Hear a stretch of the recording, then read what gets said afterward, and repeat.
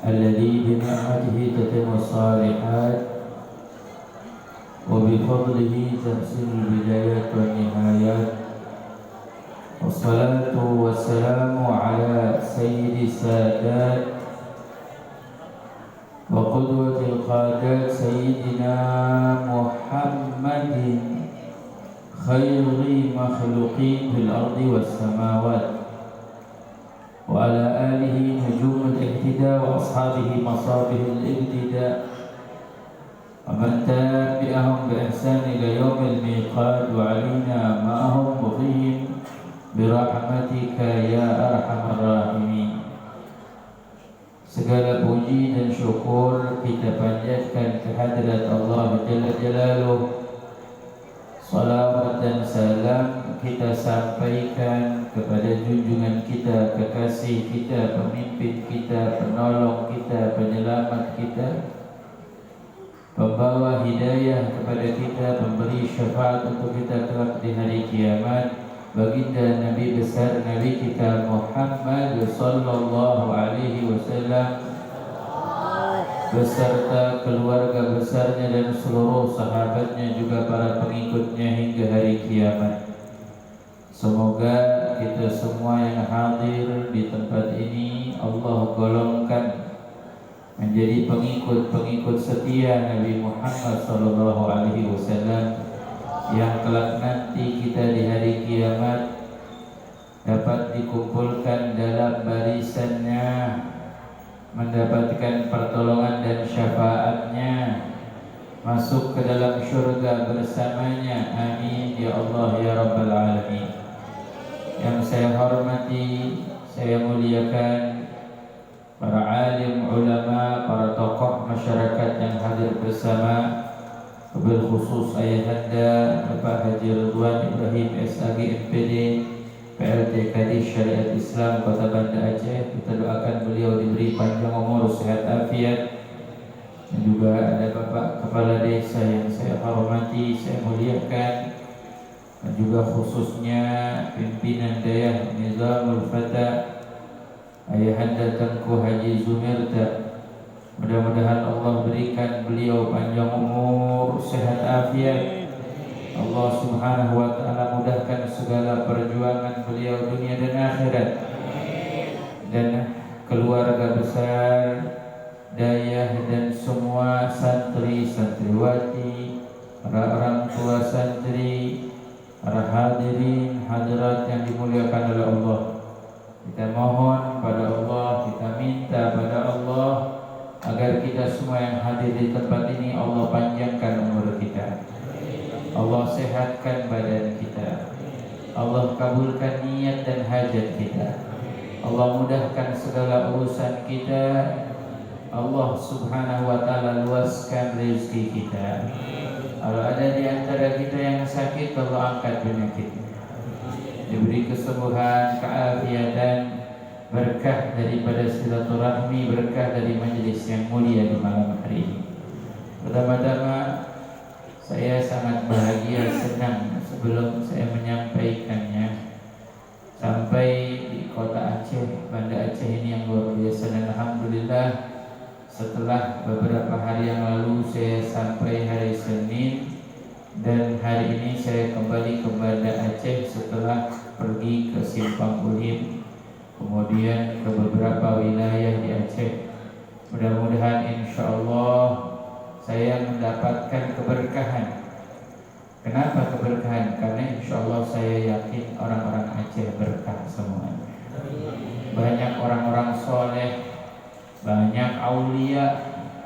Saya ziarah beberapa tempat para aulia, para salihin yang telah berjuang berdakwah menyampaikan syariat Islam di Aceh. Mudah-mudahan segala perjuangan orang tua kita, guru-guru kita, para salihin, Allah Subhanahu wa taala berikan keberkahannya sampai kepada anak cucu kita nantinya. Amin ya rabbal alamin. Hadirin hadirat yang dimuliakan oleh Allah, kita berada di bulan yang agung, bulan mulia, bulan Rajab, syahrullah, bulannya Allah. Syahrul istighfar, bulan kita dianjurkan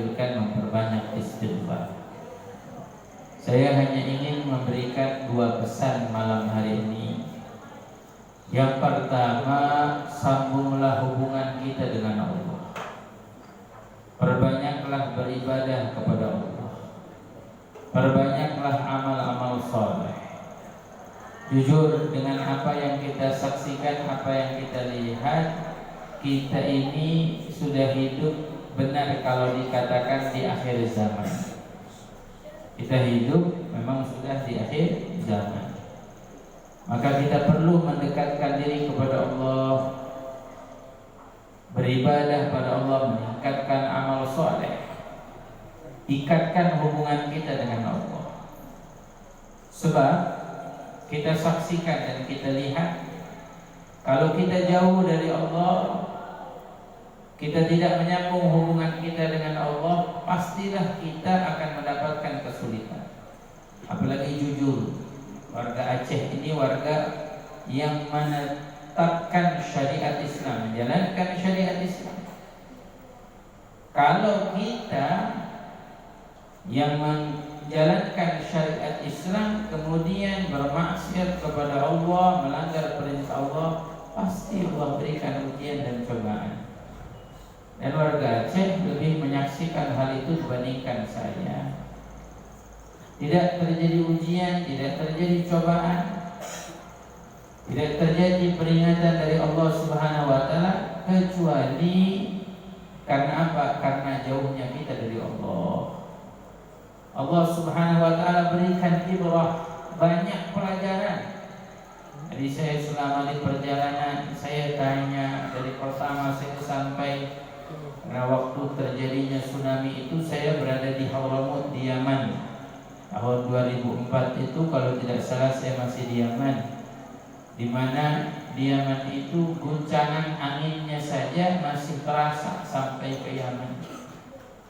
Maka saya mendengarkan kisah-kisah beberapa tempat-tempat orang-orang yang soleh, orang-orang yang dimuliakan oleh Allah Subhanahu wa taala, yang dijaga, dilindungi.